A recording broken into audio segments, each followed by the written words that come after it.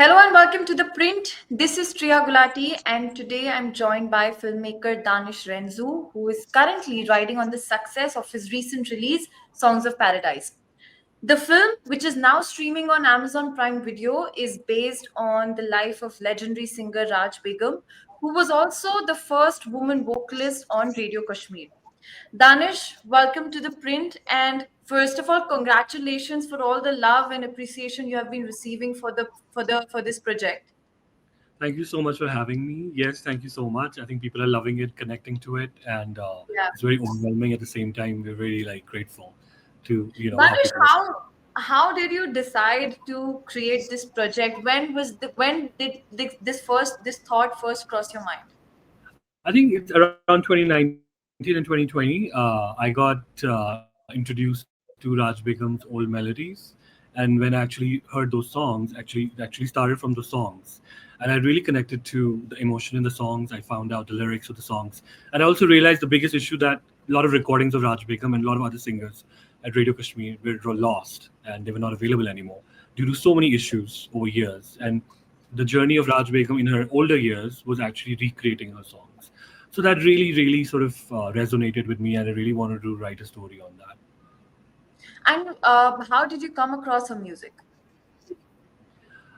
I'm a Kashmiri. I've been between US and Kashmir a lot, and my goal was always to make films on Kashmir, trying to change the narrative in Kashmir. And I did one film. My first feature also was based on Kashmir, but again, it was titled Half Widow, so it did dealt with a little bit of socio-political angle. So I wanted to refrain from that and to try something new. And I did see a lot of media showcasing Kashmir in the same light again and again and again. And this repetitiveness really bothered me. So I wanted to do something new. And music is something, I have a music label, so music is something I'm very interested in. And when I found out a lot of artists in Kashmir, I was doing research on them, and I found out about Raj Begum, who's actually a Padma Shri singer. And she was actually a legend from Kashmir, and a lot of people don't know about her journey, her story. And the most interesting part is was that she was actually the first prominent playback singer at Radio Yeah, Kashmir. So that right yeah. away drew me in, and I tried to do a lot of research on her music, what's available online. There's some analog Mm-hmm. versions, there's recreations she did in her later years, and Mm-hmm. yeah, I mean, right away I knew that I had to tell the story. Being a Kashmiri myself, of course, but also the beauty in her music was so raw, and there was so much emotion to it. Danish, you rightly said that Kashmir has always been portrayed through the lens of conflict on the big screen, and now you come up with Yes, this, yes. you sort of unveil its poetic and cultural side of it. So, how challenging was it to change this narrative, and was it like intentional? 100% intentional.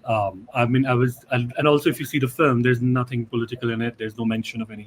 any violence or politics and stuff. I was really straight away from it, and it was very purposely done because I wanted to make first Kashmir film, which is about Kashmir music, art, songs, culture, traditions, and that was something as a responsibility for me as a filmmaker and a Kashmiri myself. And I really wanted to change the narrative for sure. And as far as challenges, yeah, there was challenges to make this film. Nobody wanted to make this film. I was taking around, a lot of places, and I had to end up making it independent in the beginning. Independently, I started the whole project, and the beauty of it is that a lot of people resonated with it, and a lot of people came on board while we were making it, and this is why where we are right now. The film is out there; it's on Prime. A lot of people are watching it, but again, it was not easy to get this together. So, could you tell us that why was it challenging, and what kind of challenges? Why were people not ready to back this project? Did they not see the potential in the story, or what? No, of course, there was always potential. There was something newness to the narrative. I think a lot of people see Kashmir as something that has been overdone so many times. They didn't understand that we were trying to do something different and we were trying to show more culture.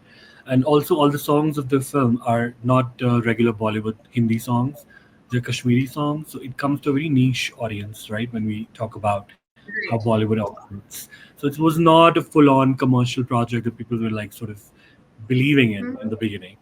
And I Yeah. was totally fine with it because I did find one of the producers in the beginning who we both of them put it together. I was really passionate about the film, and I knew that if you put it together, if it's made, people are definitely gonna like it and appreciate it. And also, uh, the whole idea was to introduce Kashmir like never before when it comes to Right. poetry, music, culture. So yeah, it was difficult, but I think it was definitely worth it because then eventually Excel came on board and they believed in it. Then we have Prime Video now, so it had its own life. It took a while to put it together, but I think Mhm. eventually it was definitely worth it because now what will happen is the kind of success we're getting, kind of love we're getting. I'm pretty sure that will open more narratives on Kashmir now. It'll be easier next time someone wants to do something like this. Right. Yeah. Also, Danish, to create a film, the film you have created, one also needs to understand the poetic legacy and the musical legacy of the region, not only of the singer but also of the region. Right. So, what kind of research went behind to bring this story on the big screen? I think definitely it started with Raj Begum, of course, trying to get all the archival songs that's available there, trying to learn about her story. Because as you know, the film is inspired by her music and her life story. Yeah, It's not a biopic, but it's inspired by her. So a lot of Raj Begum's sort of whatever was available online, very limited information. We tried to sort of start from there. That was the starter, and then also a lot of people at Radio Kashmir who had worked with Raj Begum, including Pran Kishorji, who lives in America. We spoke to him about it. We talked to him and tried to get more information on Raj Begum from her. And eventually, while this journey, and I also tried to meet a lot of singers from that time. Uh, that sort of Kailash Mehra ji, Neerja Pandit, and so many other people who were actually part of Radio Kashmir, senior to Raj Begum. Uh, so what I found out overall was these people have lost their music. They have lost their identity because of the conflict and so many factors in Kashmir, where all their songs that they had recorded was all gone. It's not available, and their sort of post '90s, their whole I think um, their ambition in life was to sort of recreate those songs, you know, because they were lost melodies and nobody knew about it, and they lost so much treasure, so much culture, and so much music. I think that was the biggest sort of it really helped us to put the narrative together because as you see if you see the film, that's what our character is fighting for. So I think that really yeah, helped us connect to the real musicians and real artists from Radio Kashmir and get to know their story. But I will tell you there's very limited information available from that time because of, I don't know, so many factors. There would be lack of social media coverage. You know, when Raj Begum started singing at Radio Kashmir, it was 1940s when she yeah, started singing in the 50s. yeah. So we have very limited information, but I think speaking to Radio Kashmir and artists who used to work there or later the juniors, were able to gather a lot of information. Right. Yeah. Right. If we talk about the cast, how did you narrow down to Sabah and Soni Razan for to play the lead? So Sony Rajdan and I share. We have done a lot of work together in the past, especially Kashmir-based projects, mostly music videos. So and Right. she resembles. She looks like definitely Raj Begum. There's a look-alike. There's a lot of resemblance between the two. And Sony Rajdan was number one choice from day one because she also her father was also Kashmiri, so she looks the part. There was so many factors. We have worked together. She comes to Kashmir a lot, and she wanted to contribute to Kashmiri culture, music. So this is something shared thing that we had in common. So that was always the choice for Noor Begum, the older Zeba Akhtar. And for Sabah, I was looking for a musician to play Zeba Akhtar, 100% musician. Even though the actor hasn't sung the songs, but I wanted a musician to connect to these, the story and the songs and sort of. We did audition a lot of people, but when I saw Mm-hmm. Sabah's, we actually had a Zoom call with Sabah. She was in London that time, and Mm-hmm. she's read some scenes in Urdu, and I really liked her proficiency in Urdu, and also she sang a couple of demos for me, Raj Begum in Kashmiri, her Kashmiri songs, and they were mind blowing. She didn't know Kashmiri at Okay. all, and she was able to get the accent. So I was like right away, this is Zeba, and she looks very from that era. Also, there's something new about and fresh about this casting, and I felt like I Right. wanted someone who has not done this before, who's not been there out there a lot, hasn't gotten that Mm-hmm. much exposure. I think she's absolutely done justice to Zeba. How did you ensure that authenticity of Kashmir is remains intact throughout in this portrayal in through this film? I think 70% of the crew were Kashmiri who were involved in the film. A lot of actors were Kashmiri, and all the songs were done with Abhay Sopuri and Masrutunisa, who's the lead singer. our 100% like from the very beginning of the project, our goal was to make sure the songs are as authentic as possible. The instruments, the production, the vintage feel to it overall. We just wanted to make sure we do complete justice to it. Through this film, you not only highlight Raj Begum's journey, but also Kashmiri music. And I'm sure Kashmiris across India and across the world were able to, sort of connect to their culture through this film. I think 2 years back, if I'm not wrong, you launched your music label as well, right? Yes. And that also somewhat focuses on highlighting Kashmiri music. So, when and how did you develop a soft spot for your traditional music? I think I returned to Kashmir in 2020 because of COVID. I was living in Los Angeles for some time, and right away I was sort of introduced to a lot of musicians in Kashmir. And what happened is during COVID, a lot of music videos, a lot of music labels in India, they wanted to shoot stuff in Kashmir, like Z, Saregama, Sony. A lot of Yeah. music videos were happening because I was the only place that was not affected by COVID a lot. So filming were happening. So I ended up doing like around 30, 40 music videos with all the labels you can imagine. And in that Hmm. journey, I was able to discover local musicians. So we did a lot of fusions of Kashmiri with musicians in Mumbai. And those actually really worked. If you check out, there's a song we did with Sapna Moti Bhavnani, which was it's Jana. It's called Jana. It's on YouTube, and it was a collaboration of a singer from Kashmir, Noor Mohammed. And the song did really well, not just in Kashmir, but also in Mumbai and the rest of the country. So that's when I realized that, Kashmiri music does have potential. You just have to figure out, how you blend in the more traditional instruments with contemporary one and sort of find the right fusion. And that's what we've been doing for the last few years through my label. We do represent around 13, 14 artists who are Kashmir based, and we're trying to get their signals out, we're trying to get their music videos out. But also at the same time, we're trying to do fusions with artists in Mumbai. So these artists here also get bigger reach, and at the same time, Kashmiri music gets more mainstream reach overall. That was the point. Right. Again, coming back to your film, while you were shooting it and working on it, did you anticipate that the reception would be this grand for your project? No, I really didn't. I'll be very honest with you. I just thought because it's Kashmiri songs and nobody knows about Raj Begum, it'll be one of those films. At least for us, it was just me and my team. We just wanted the film to be out because it's been so long, and we were trying to get this slot and get the film out. I think that's all we were expecting. That finally the film was going to be seen. But Right. the way the songs were viral and everybody talking about it, and we're getting so much love, it was absolutely not expected, and we're so grateful that people are saying that cinema is back. They love the cinema. They've been missing the cinema, and that is really like heart touching as well. Because and also at the same time encouraging that stories like these still have an audience and still get appreciated. People still want to see these, and even Right. the Gen Z, the new generation, they're loving the songs. They're loving the film. So in the end, I feel like if you have something sincere and honest and authentic, people do connect to it eventually. So Right. You know, we're really excited about it. yeah. So amid all this appreciation, I was just scrolling through the comments on how people are receiving this film, and I think one thing which a lot of people pointed out was the accent. So Yeah, a lot of people felt that Saba's accent was like it was sort of like mocking because it wasn't apt, so it did not come across as authentic, and it felt like little bit yeah. on the mocking I'm, line. So what do you have to say about that, and I'm glad you was that asked that. something you anticipated? No. So I'm glad you asked that because I really want to talk about this because this really bothered us in the beginning.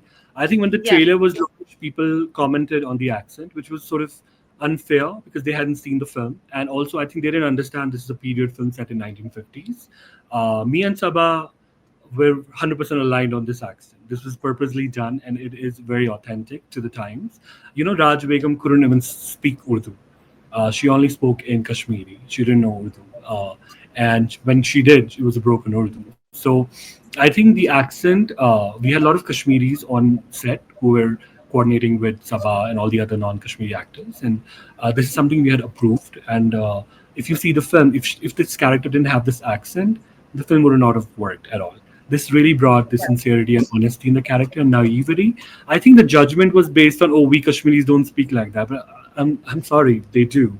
And we can give you like 20, 30 videos to see how the Kashmiri accent is when they speak in Right. Urdu. And the character is not from Srinagar, she's from a rural area in Srinagar.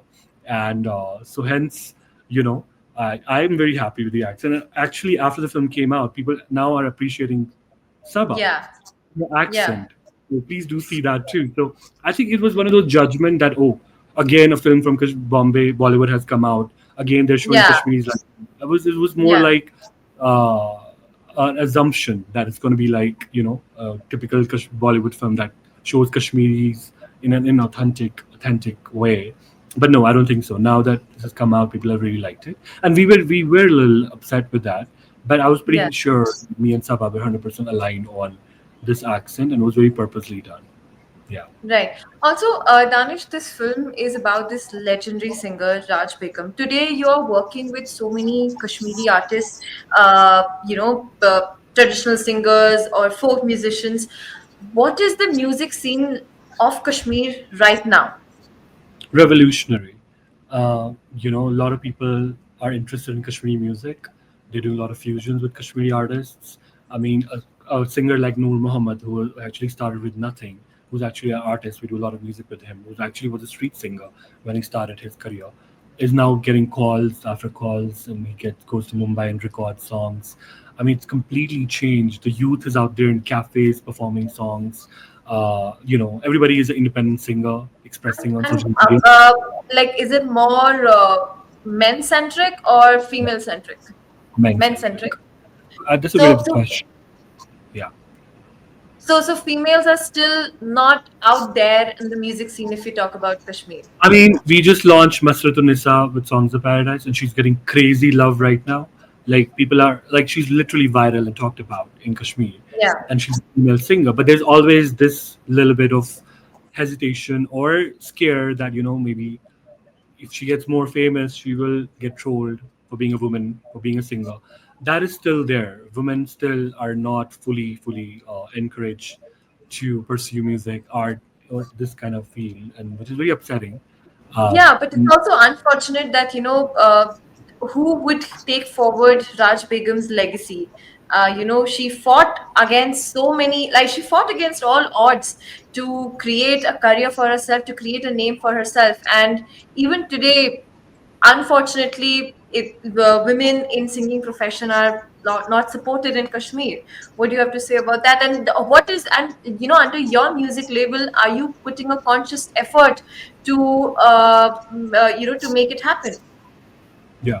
So I think after Raj Begum, there were also some singers in 80s like Shamima Azad, Kailash Mehra, Neerja Pandit, who also became voice of Radio Kashmir and really fought all the social stereotyping against them, Yeah. you know, and the conflict also came in. There were so many different Yeah. factors there, the political factors as well. Yeah. They also Yeah. fought, and they had people who supported their voices. They became legend, but in the society, still sort of not fully encouraged or supported. And I'll be very honest with you that even now, in 2025, things haven't changed much when it comes to women pursuing art and music in Kashmir. And through our label, like Mustard, we just signed her as an artist, and we'll be doing a lot of singles with her. We'll make sure that, right now people are calling her Nightingale of Kashmir. I don't know if you saw her comments. She Yes. just opened Yes. Instagram 3 days ago, Yeah. and getting Yeah. so much love. And some people are saying actually her songs are better than Raj Begum. And she's right now literally, she's like overwhelmed, and she's like, what is happening? Everybody's calling her. She's been invited to like 20 events. So this is a change. And you know what I told her, because she's part of our label, and I've told her, like, you're gonna fight just how Raj Begum did. So I think we have more singers like Mustard come out and pursue their dreams and not scared of what people will say. I mean, I think it will lead to this revolution and continue the legacy of Raj Begum. But it's tough. I 100% agree with that. But I think we need more like brave hearts and people who have the courage to pursue their passion. Right. One final question, Danish. After Songs of Paradise, it's doing great on Amazon Prime. What next? What is the Yes. next project you're working on? Again, is I'm it working- set in Kashmir, or you want to, probably pursue some other region, some other topic? No, actually, I want to continue Songs of Paradise of a film about three musicians in Kashmir, contemporary. Two Guys and a Girl, and Okay. I'm working on that script right now. It's also on music, but it's today's times, like the question you asked me. So Right. what are the obstacles musicians are facing now in 2025? I've spent a Okay. lot of time with musicians for the last 5 years, and there was a lot of research done on real Right. musicians, and there is a story that I think should come out. And yeah, so let's fingers crossed. I'm just working on that right now. Well, Yeah. I think we all are looking forward to the second Songs of Paradise Part 2 for sure. Thank you No. so much for taking out time for this interview. Thank you so much.